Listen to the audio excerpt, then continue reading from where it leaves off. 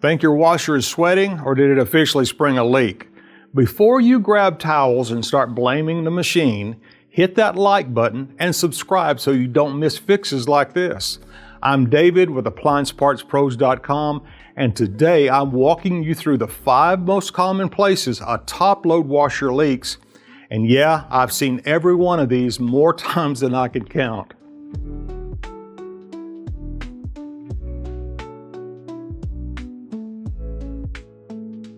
Let's jump right into it. One of the most common leak sources on a top-load washer is the water inlet valve. This thing has water pressure on it 24/7, even when the washer is off. Over time, the plastic can crack or it can start leaking around the solenoids. It's usually pretty easy to spot. Just watch it for a minute.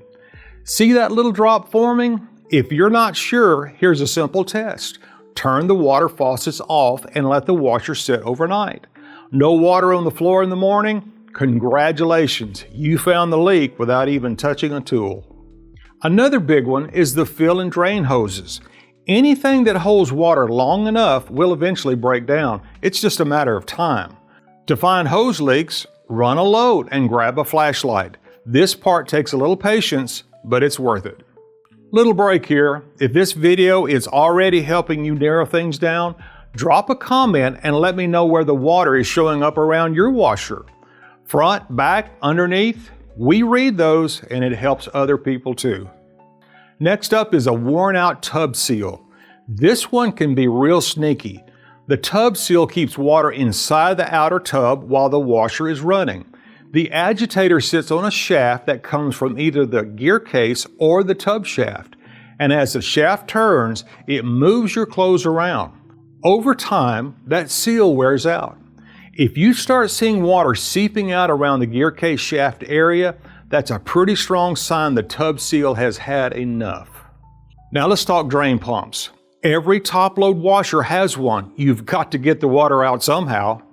Older Whirlpool direct drive washers use a pump that's driven right off of the motor shaft. And believe it or not, those are still around today. Newer washers usually have a separate electric drain pump mounted to the bottom of the tub or off to the side on the floor pan. And here's where pockets get people in trouble. A nail, screw, or even a coin can get into the pump housing and punch a hole right through it. Always check your pockets, because nobody wants to find a nail sticking out of the side of a drain pump.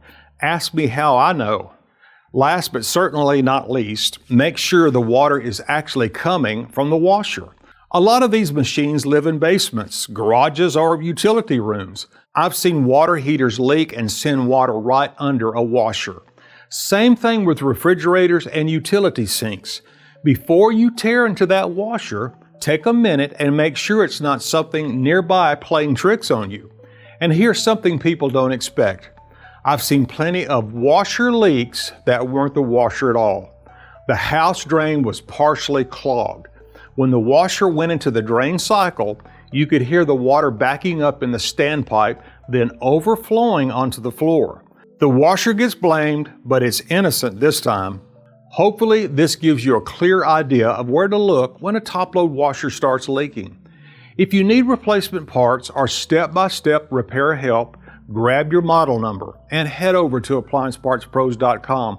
We've got the parts, the videos, and the experience to help you get it fixed right.